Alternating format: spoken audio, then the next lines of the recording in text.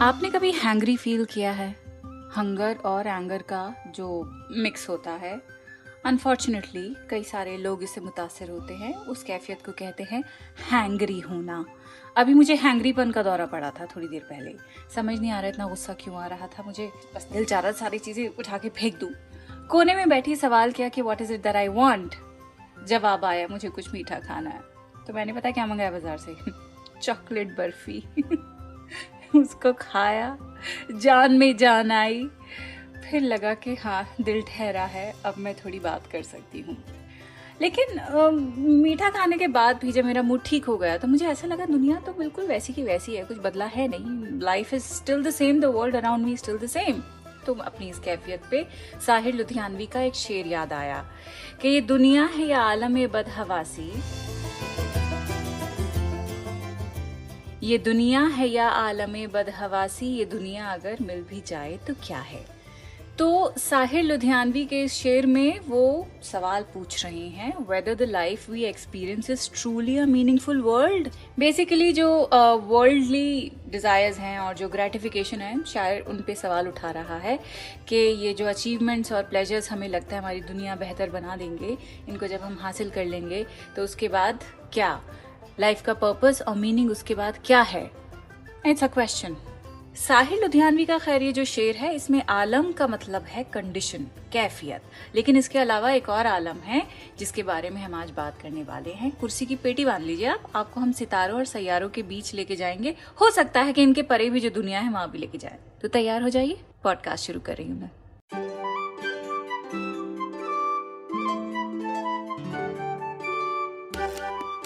The Quint पर शुरू हो चुका है उर्दू नामा। मैं हूं फबीहा सैयद। आज बात होगी आलम पर। आलम का मतलब है कुल कायनात, दुनिया, द यूनिवर्स। आलम यानी सर्कमस्टांसेस, जैसे मैंने भी आपको बताया, कैफियत, वक्त। किसी नज़ारे के लिए भी आलम इस्तेमाल किया जाता है। जैसे कि गर्मी बहुत पड़ रही है तो इस गर्मी के मौसम में आप किसी भीड़ भाड़ वाली जगह चले जाइए या किसी ऐसी जगह जाइए जहाँ वेंटिलेशन ना हो और बहुत लोग भरे हुए हों, तो मुंह से आपके ये निकलेगा ना कि उफ, क़यामत का आलम था, वहाँ दोबारा जाने से तौबा करती हूँ। बहुत अच्छी बात है, तौबा कीजिए, घर में बैठिए, ठंडा पानी पीजिए। फालतू में घर से बाहर क्या निकलना है इतनी गर्मी के अंदर। अब आलम जो लफ्ज़ है उससे मिलते जुलते दो वर्ड्स और हैं, लेकिन उनके मानी अलग हैं। अगर आलम का मतलब यूनिवर्स है तो एक वर्ड है अलम। इसका मतलब होता है फ्लैग, झंडा, बैनर। लाल अलम रेड फ्लैग। यस। फिर एक लफ्ज है आलिम यानी कि स्कॉलर। अच्छा, इस वर्ड में उर्दू लेटर जिससे ला का साउंड निकलता है उसे कहते हैं लाम। तो यहाँ अलम में लाम के ऊपर जबर लगता है तो आ का साउंड निकल आता है। आलिम में लाम के नीचे जेर लगता है तो ई का साउंड आता है। उर्दू में जेर जबर आ और ई के साउंड के बराबर है। जबर यानी आ एंड जेर यानी ई की मात्रा। तो आलम यूनिवर्स हो गया, अलम फ्लैग या बैनर, आलिम यानी स्कॉलर, एक नॉलेजेबल इंसान। अब ये जो आलम है ना, इससे भी कई सारे लफ्ज बनते हैं। आलम पनाह यानी जो दुनिया को अपनी पनाह में ले ले, दुनिया को रेफ्यूज में ले ले। रेफ्यूज यानी पनाह। यूजुअली मोनार्की में बादशाहत के लिए इस्तेमाल किया जाता है ये आलम पनाह, बादशाह सलामत एंड ऑल दैट। अब एक और लफ्ज जो आलम से बना है वो है आलमगीर। आलम यानी वर्ल्ड, गीर यानी एम्ब्रेस। तो क्या हो गया, world embracing, which means something that is universal, all encompassing. आलमगीर का इस्तेमाल अक्सर उन चीज़ों के लिए किया जाता है जो पूरी दुनिया में या हर जगह अपना असर रखती हैं या फिर पूरी दुनिया को अपने दायरे में ले लें। मिसाल के तौर पर आलमगीर मसला, एक ऐसे मसले को कहा जाता है आलमगीर मसला जो पूरी दुनिया को मुतासिर करता हो, जैसे कि क्लाइमेट चेंज। जैसे कि अभी कोविड होकर गुजरा है तो कोविड एक आलमगीर मसला था। तो ये लफ्ज अक्सर, आलमगीर जो वर्ड है, ये अक्सर लिटरेचर और फॉर्मल राइटिंग्स में बड़ा इस्तेमाल होता है और इसका एक गहरा और बहुत ही वसी मतलब है, बहुत ही वाइड मीनिंग ये लफ्ज है। किसी भी चीज़ के यूनिवर्सल या कॉम्प्रिहेंसिव नेचर को ये हाईलाइट करता है।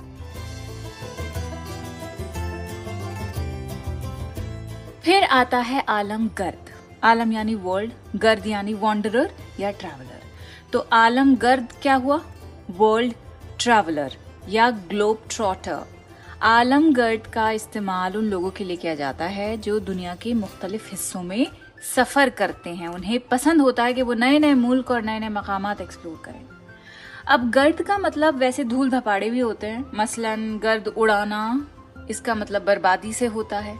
ये जुमले में भी इस्तेमाल कर सकते हैं आप कि उन इमारतों पर अब गर्द उड़ती नजर आती है, यानी कि जो इमारतें पहले बहुत खूबसूरत दिखती थी अब वो बहुत ही डिलैपिडेटेड कंडीशन में हैं, उन पे गर्द उड़ती नजर आती है, यानी वो जगहें बर्बाद हो चुकी हैं। गर्द का मतलब किसी चीज के मोशन में आना भी होता है, जैसे कि कई बार इस्तेमाल करते हैं हम ये फ्रेज कि भाई वो तो बहुत गर्दिश में है, उसको तो बहुत परेशानियों ने घेर लिया है। अब गर्दिश का मतलब क्या है? जब गर्द का मतलब किसी चीज के मोशन में आना है तो गर्दिश क्या हुई? तकदीर बदलना। तकदीर मोशन में आई है तो उसने हरकत की है तकदीर ने, तभी तो वो बदली है। अब कोई एमलेसली अगर घूमता है, आवारागर्दी करता है, तो आवारागर्दी एक वर्ड यूज करते हैं हम, है ना। गर्द ये जो लफ्ज है ना, बोलते बोलते अंदाजा हुआ है कि बहुत ही इंटरेस्टिंग वर्ड है। इस पे एक बाकायदा एपिसोड हमें बनाना चाहिए। नोटेड। चलिए, आलम की हम बात कर रहे हैं। आलम के साथ बनने वाले इक्का दुक्का जो अल्फाज थे आपको बता दिए हैं। दिस ऑल एनकम्पसिंग आलम है क्या चीज, ये भी समझ लेते हैं। लेकिन पहले फैज अहमद फैज की नज्म का एक शेर आपको सुनाऊंगी। एंड दिस कपलेट, जो शेर अभी मैं आपको सुनाऊंगी, it beautifully conveys a very deep love and admiration for the beloved. और इतनी शिद्दत से शायर बयान कर रहे हैं अपनी मोहब्बत को, अपनी अफेक्शन और अट्रैक्शन को उस बिलव्ड के लिए कि उनको लगता है कि उसका ना होना एक अल्टीमेट ट्रेजेडी है उनकी ज़िंदगी में, कि सब दुनिया के सारे जो गम हैं वो उसके आगे कुछ भी नहीं है। अंदाज़ा तो लगा लिया होगा आपने। गेस किया कि नहीं? चलें कोई नहीं, मैं ही सुना देती हूँ। तेरा गम है तो गमे दहर का झगड़ा क्या है, तेरी सूरत से है आलम में बहारों को सवार, तेरी आंखों के सिवा दुनिया में रखा क्या है। So right now the poet is expressing that the sorrow or grief of their beloved is so significant and overwhelming कि दुनिया के जो sorrows हैं वो इसके आगे बड़े inconsequential लग रहे हैं। जो पर्सनल ग्रीफ इस वक्त पोएट कैरी कर रहा है वो इतना गहरा है कि दुनिया की और जो तकलीफें हैं और जो उसके मसाइल हैं वो इस एक गम के आगे बहुत छोटे लगते हैं। और अपने महबूब के इतने शैदाई हैं कि कहते हैं कि तेरी सूरत से है आलम में बहारों को सबात, यानी जो महबूब है उसकी खूबसूरती is the main source of all the joys and aesthetic pleasures of the world. एक एपिसोड भी बनाया था, उसमें बाकायदा तरन्नुम में पढ़ी थी मैंने नज़्म। आई कांट रिमेम्बर कौन सा एपिसोड था, बट लेट मी ट्राई।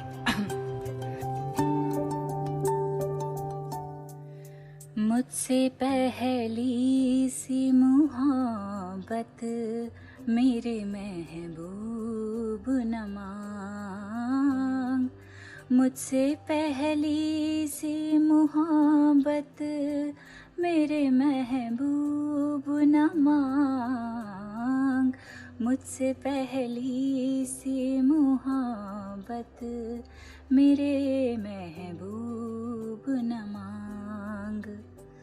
मैंने समझा था कि तू है तो दरख्शां है हयात, तेरा गम है तो गमे दहर का झगड़ा क्या है, तेरी सूरत से है आलम में बहारों को सबात, तेरी आँखों की सिवा दुनिया में रखा क्या है, तू जो मिल जाए तो तकदीर निगूं हो जाए, यूं न था मैंने फ़कत चाहा था यूं हो जाए, मुझसे पहली सी मोहब्बत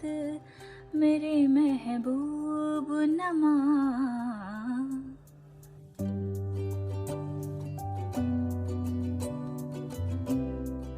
आगे पढ़ लेते हैं।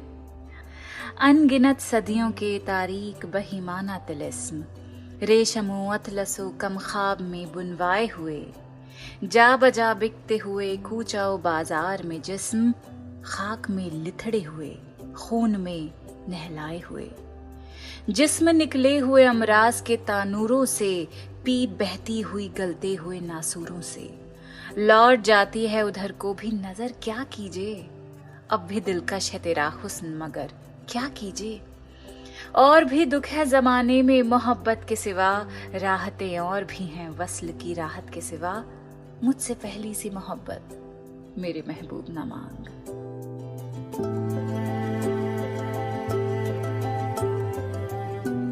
फैज अहमद फैज की खूबसूरत नज्म है ये, और इसमें शायर अपने महबूब से कहता है कि मैं पहले जैसा नहीं रहा। He tells his beloved not to ask for the same kind of love as before because he is a changed man. ये पहले जिंदगी को बहुत ही खुशनुमा खुशगवार समझते थे। उनको लगता था कि महबूब ही वो एक मरकज है जहां से सारी खुशी निकलती है।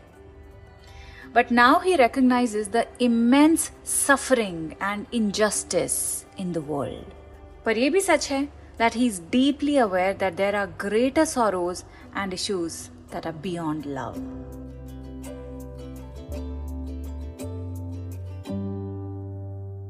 आज इस पॉडकास्ट में हम आलम की बात कर रहे हैं। आलम यानी यूनिवर्स। यूनिवर्स है क्या? यूनिवर्स को अगर आप साइंस की भाषा में समझें, so it is the comprehensive entirety of all that exists. यानी ऐसा एक्सपेंस जिसमें कई सारी डायमेंशंस में दुनिया सिमटी हुई है, जैसे कि स्पेस, टाइम, मैटर, एनर्जी, जिसमें सब एटॉमिक पार्टिकल्स जैसे कि इलेक्ट्रॉन्स, प्रोटॉन्स और पता नहीं कौन से न्यूट्रॉन्स एंड न्यूट्रिनोज वगैरह, वहां से लेकर एटम से लेकर कॉस्मिक स्ट्रक्चर्स तक आपको मिलेंगे। वो स्ट्रक्चर्स जो आपको विजिबल होने की दलील देते हैं, उनके बारे में स्टडीज हैं, एविडेंसेस हैं, जैसे कि stars, planets, galaxies, Galaxy clusters, एक दूसरे से ग्रेविटी से जुड़े हुए हैं, ऐसी सुपर गैलेक्सीज भी हैं। अब इस आलम में इनविजिबल कंपोनेंट्स भी हैं काफी सारे, जैसे कि डार्क मैटर। अब ये डार्क मैटर क्या है? तो साइंटिस्ट्स का मानना यह है कि जिस चीज की वजह से ग्रेविटेशनल इन्फ्लुएंस बरकरार है यूनिवर्स में, उसे डार्क मैटर कहते हैं। जैसे डार्क मैटर है, उसी तरह एक और डार्क चीज है जो कि है डार्क एनर्जी। डार्क एनर्जी के बारे में कहते हैं कि इसी की वजह से यूनिवर्स एक्सपैंड हो रहा है, यानी जो दिखता है और जो नहीं दिखता, दोनों से मिलकर हमारा यूनिवर्स बना है। तो अगर डार्क मैटर और डार्क एनर्जी दिखती नहीं है लेकिन यूनिवर्स चला रही हैं, ग्रेविटी इन्फ्लुएंस कर रही है, एक्सपेंशन इन्फ्लुएंस कर रहे हैं, तो ये तो फिर बहुत ही बड़ी सुपर पावर्स होंगी। हमारी अम्मी से अगर हम ये सब डिस्कस करेंगे ना, तो हमें पता है क्या कहेंगे? चुप, डार्क मैटर कुछ नहीं होता है, सब खुदा की करामात है। In fact young Sheldon also agrees with my mother. Young Sheldon एक बहुत ही खूबसूरत सीरीज है, इसमें एक बहुत ही खूबसूरत सीन है। आई think it's one of the most beautiful scenes in the history of television and cinema. वो पूरा सीन आपको मैं सुनाऊंगी। टिश्यू बॉक्स अपने पास रख लीजिए, बहुत ही मूविंग सीन है ये। लेकिन उससे पहले आपको बहादुर शाह जफर का ये आइकॉनिक शेर सुनाऊंगी। लाइफ लेसन है, याद रख लीजिए। लगता नहीं है दिल मेरा उजड़े दयार में, किसकी बनी है आलमे ना पायदार में। ये जो पहली लाइन है, पहला मिसरा है, इसमें शायर एक्सप्रेस कर रहे हैं एक सेंस ऑफ एलियनेशन और एक डिस्कम्फर्ट जो वो महसूस कर रहे हैं उसके बारे में बता रहे हैं। कह रहे हैं कि उनके जिंदगी में उनके दिल में सुकून नहीं मिल रहा है, सेंस ऑफ बिलोंगिंग उन्हें महसूस नहीं हो रही इस दुनिया में जो उनके नजर से काफी बर्बादी की ओर जा चुकी है। दूसरे मिसरे में ही reflects on the nature of the world, इसीलिए वो उसे कह रहे हैं ना पायदार वो जो कि इम्पर्मानेंट है, जो कि बहुत ही ट्रांजिएंट है। तो क्या मतलब हुआ इसका? इसका मतलब ये हुआ कि आज तक कोई ऐसा इंसान नहीं है जो ये कहे कि हाँ जी हमें लास्टिंग पीस मिला है या लास्टिंग सेंस ऑफ स्टेबिलिटी का एहसास हुआ है। पूरी गजल पढ़ने का दिल चाह रहा है, पढ़ दो? ओके। लगता नहीं है दिल मेरा उजड़े दयार में, किसकी बनी है आलमे नापायदार में। इन हसरतों से कह दो कहीं और जा बसें, इतनी जगह कहाँ है दिले दागदार में। कांटों को मत निकाल चमन से ओ बागबां, ये भी गुलों के साथ पले हैं बहार में। बुलबुल को बागबां से न सयाद से गिला, किस्मत में कैद लिखी थी फसले बहार में। कितना है बदनसीब जफर दफन के लिए, दो गज जमीन भी न मिली कुए यार में। बहादुर शाह जफर की इस गजल से पहले हम यूनिवर्स पर बात कर रहे थे। साइंस के नुक्ते नजर से देखें कि डार्क मैटर उसे माना जाता है जो ग्रेविटेशनल इन्फ्लुएंस बरकरार रखता है, और ये इसीलिए इन्फर किया है साइंटिस्ट्स ने क्योंकि डार्क मैटर जो यूनिवर्स में इलेक्ट्रोमैग्नेटिक फोर्सेस फैली हुई है ना, उनके साथ इंटरेक्ट नहीं करता है, बड़ा नक चढ़ा है। अगर इंटरेक्ट करता उन फोर्सेस के साथ तो रेडिएशंस एमिट करता, लाइट एमिट करता, कुछ तो शुआएं निकलती ना, और अगर उसे डिटेक्ट कर पाते तो उसे स्टडी भी कर पाते, लेकिन ऐसा कुछ भी नहीं होता है। इसलिए डार्क मैटर रिमेन्स इनविजिबल। उसका सिर्फ आप अंदाजा लगा सकते हैं through everything that has gravity. और ये बात कि ग्रेविटी भी कोई कंट्रोल कर रहा है, वो बड़ी खूबसूरती से यंग शेल्डन में बताई गई है। तो यंग शेल्डन में अगर आप बिग बैंग थियरी देख चुके हैं तो आपको पता होगा शेल्डन कौन है। शेल्डन क्या भला है बल्कि कहना चाहिए। तो शेल्डन का बचपन दिखाया है इस पर्टिकुलर सीरीज में। शेल्डन की माँ का नाम होता है Mary. She is a very religious, very घरेलू काइंड ऑफ अ वुमन, और चर्च जाती हैं बहुत ही पाबंदी के साथ। खाली वक्त में बैठ के बाइबल पढ़ती हैं। तो एक वक्त ऐसा आता है जब मैरी का जो फेथ है वो डगमगा जाता है। वो सवाल करती हैं कि खुदा है भी कि नहीं। तो ये सीन है जब वो घर के बाहर बैठी हुई हैं ऐसी बेंच पर, और शेल्डन आके बोलता है कि कैन आई सिट हियर। तो वो बोलती है mommy need some alone time. तो फिर शेल्डन पूछता है कि आप मेरी वजह से खफा हैं। तो वो बोलती नो बेबी, ऐसा कुछ नहीं, आओ बैठो मेरे पास। देन शी सेज के फेथ का मतलब है ऐसी चीज पे यकीन करना जो तुम कह नहीं सकते हो कि असल में है कि नहीं। मैं भी उसी चीज से अभी गुजर रही हूँ। अंग्रेजी में जो डायलॉग है वो कुछ ऐसा है कि faith means believing in something you can't know for sure is real. I am struggling with that. तो इस पे शेल्डन अपनी माँ को एक पर्सपेक्टिव देने की कोशिश करता है। वो कहता है कि did you know that if gravity was slightly more powerful the universe would collapse into a ball. Also, if gravity was slightly less powerful, the universe would fly apart and there would be no stars or planets. It's just that the gravity is precisely as strong as it needs to be, and if the ratio of electromagnetic force to the strong force was not 1%, life wouldn't exist. What are the odds that would happen all by itself? तो इसमें Mary कहती है कि why you trying to convince me to believe in God, you don't believe in God. तो Sheldon कहता है हाँ I don't, but the precision of the universe at least makes it logical to conclude that there is a creator. Mary तब भी convince नहीं होती है। फिर शेल्डन कहता है कि दुनिया के अंदर 5 बिलियन लोग हैं, क्या ऑड्स हैं कि आप मेरे लिए एक परफेक्ट माँ हैं। What are the odds that you are the perfect mom for me?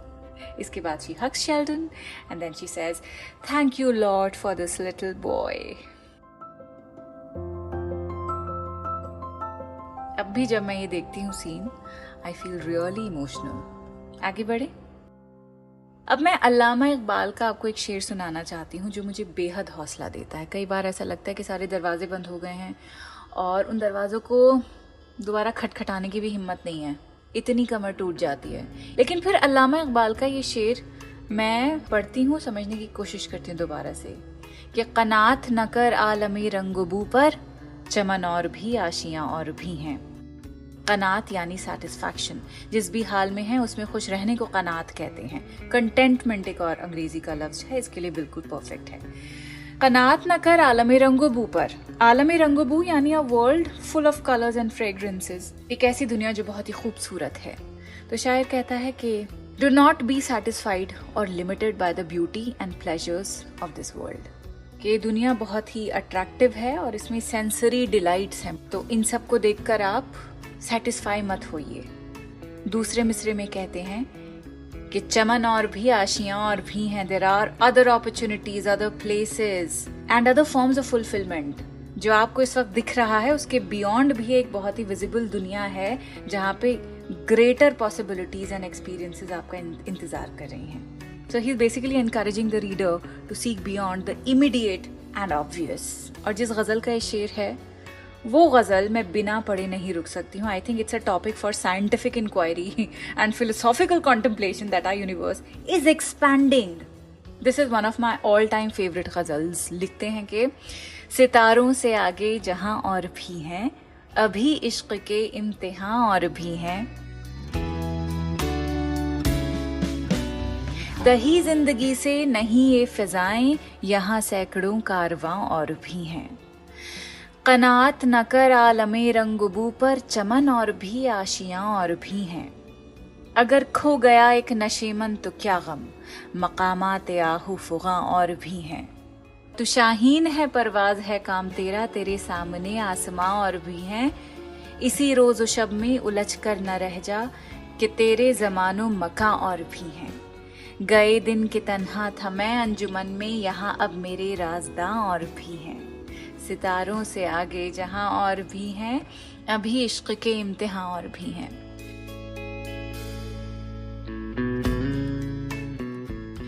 तो ये बात कि हमारा आलम, हमारा जो यूनिवर्स है, कायनात है, it's ever expanding, does that mean it's infinite? जैसा हमें लगता है, क्या हमारा आलम महदूद है या लामहदूद है? So from a scientific perspective, एक है ऑब्जर्वेबल यूनिवर्स जो हम डिटेक्ट कर सकते हैं, स्टडी कर सकते हैं, जिसके ऊपर आपको बहुत सारी एविडेंसेस मिल जाएंगे. वो फाइनाइट है, फाइनाइट के दायरे में आता है, यानी that which lies in the observable horizon. और ये जो ऑब्जर्वेबल होराइजन है, इसके दायरे से जो कुछ बाहर है, वो कम से कम ये तो कहता है कि कुछ है इस दायरे के बाहर. सो ये जो अंडरस्टैंडिंग है, this allows for the possibility कि हो सकता है universe could be infinite in size. कह सकते हैं कि आलम लामहदूद है, यानी जिसकी कोई हद ना हो. लेकिन हम इंसान हैं, हमारी हदूद होती हैं, हमारी लिमिट्स हैं. और वो इंसान जो अपनी हुदूद को समझे और तस्लीम करे, एक्सेप्ट करे, वो एक बड़ा समझदार इंसान होता है. लिमिट्स हमको कमजोर नहीं बनाती हैं. लिमिट्स का एहसास होना हमको वाइज बनाता है. बाउंड्रीज हमारे सोशल सर्कल्स में अगर हम बनाने की कोशिश करते हैं तो हम खराब नहीं हैं. It's just that it's a part of our self awareness. कई बार बाउंड्रीज यानी फासले एक ग्रेविटेशनल पुल की तरह काम करते हैं सोशल सर्कल्स के अंदर. कहने का मतलब ये है, लेट देयर बी सम फासला इन आवर टुगेदरनेस. उर्दू नामा का एक एपिसोड ये भी है, अगर आपने नहीं सुना है फासले के ऊपर, जरूर सुनिएगा. खैर, इस पॉइंट पर हम आपके कलम से जो चीजें निकली हुई होती हैं उन पर भी बात करते हैं, वो आपको सुनाते हैं. तो आज मेरी खास मेहमान है सुप्रिया नेवार फ्रॉम कैलकाटा. खुद शायरी कहती हैं, किताब भी लिखी है इन्होंने. इस किताब का नाम है जुस्तजू, और इन्होंने हमें कुछ रिकॉर्ड करके भी भेजा है. मेरा नाम सुप्रिया नेवर है और मैं कलकत्ते में रहती हूँ, वहीं पली बड़ी हूँ. लिखते तो खैर एक अरसा हो गया, पर पिछले 5-7 वर्षों में कई किताबें पब्लिश हुई. पर एक बुझी बुझी सी ख्वाहिश थी कि किसी दिन हिंदी में भी लिखने की जुर्रत करूँ. फंक्शनली चाहे सारा काम सब कुछ इंग्लिश में होता रहा, मैंने किताबें भी सारी इंग्लिश में ही लिखी हैं, पर हिंदी उर्दू का दामन मैंने कभी छोड़ा नहीं. और म्यूज़िक के हवाले से, किताबों से, नज़मों से, गज़लों के ज़रिए वो शौक़ बना रहा, बल्कि उस ज़ुबान के प्रति एक शिद्दत बढ़ती गई. तो जुस्तजू उसी ख्याल, उसी कोशिश का अंजाम है. किताब 2-4 दिनों पहले ही अमेज़ॉन पर आई है. 40 के आसपास कविताएं हैं. भाषा बहुत सरल है, मेरी बोलचाल की भाषा है, बगैर कोई लाग लपेट के. आप जुस्तजू प्लीज़ पढ़ के देखिए. हो सके तो अपने यार दोस्तों को जो हिंदी उर्दू में दिलचस्पी रखते हैं उनको भी बताएं. शायद मेरी जुस्तजू में आपको अपनी खोज की भी कुछ झलकियां दिख जाए. बस तो फिर देर किस बात की है, जल्दी से जुस्तजू में से एक बढ़िया सी नज़म भी सुना दीजिए. मैं आपको जुस्तजू से एक नज़्म पढ़कर सुना रही हूँ. इट इज़ कॉल्ड रोज़मर्रा. रोज़मर्रा मतलब एवरीडे, रोज़ाना. गर्मा गर्म चाय की चुस्की हो, न बंद हो वो हिचकी हो, नुक्कड़ वाली दुकान हो, खुला नीला आसमान हो, ज़बानी याद है वो किताब हो, अमावस के बाद वाला महताब हो, रविवार की अंगड़ाई हो, नौकरी की पहली कमाई हो, सब मिल के गाएं वो गाना हो, बिना बात के खुशी का बहाना हो, बटुए में दबाई हुई तस्वीर हो, सफ़र सुहाना कर दे वो राहगीर हो, दिल से दी गई शाबाशी हो, उतारे ना उतरे वो मदहोशी हो, न मांगे सबूत वो एतबार हो, वो किस्सा जिस पे आती हंसी बार बार हो, वो फ़ोन नंबर जो हमेशा याद हो, वो आंगन जो बच्चों से आबाद हो, पत्तों पे चमकती ओस की बूंदें हों, सिमट जाए जिसमें संसार वो कांधे हों, कुछ कर गुजरने का जुनून हो, कुछ कर गुजरने का जुनून हो, कुछ हो न हो, रोज़मर्रे का सुकून हो, रोज़मर्रे का सुकून हो। शुक्रिया।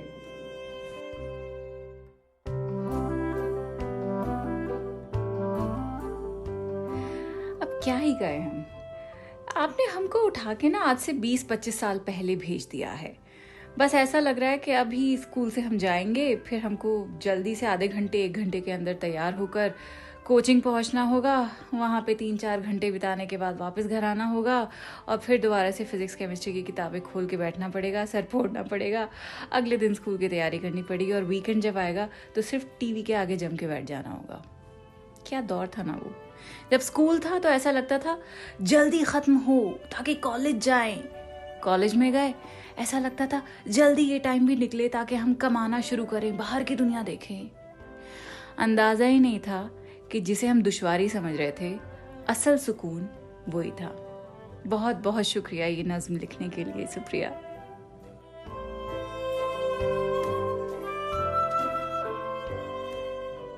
आप भी अगर कुछ लिखना चाहते हैं, हमें भेजना चाहते हैं, प्लीज हिचकिचाइए मत। इंस्टाग्राम पर प्रतीक लिधु हमारे प्रोड्यूसर हैं, उनसे बात कर सकते हैं, नहीं तो मैं तो हूँ ही, फबीहा सैयद मेरा नाम है, इंस्टाग्राम पे आसानी से मिल जाऊंगी। अभी के लिए इजाजत दीजिए, अगले हफ्ते आपसे मुलाकात करती हूँ। खुदा हाफिज।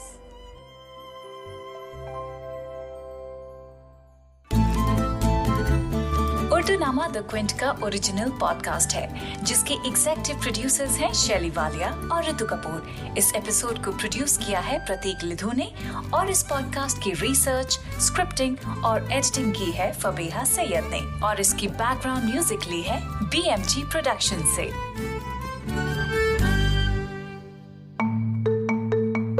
आप सुन रहे थे द क्विंट का पॉडकास्ट।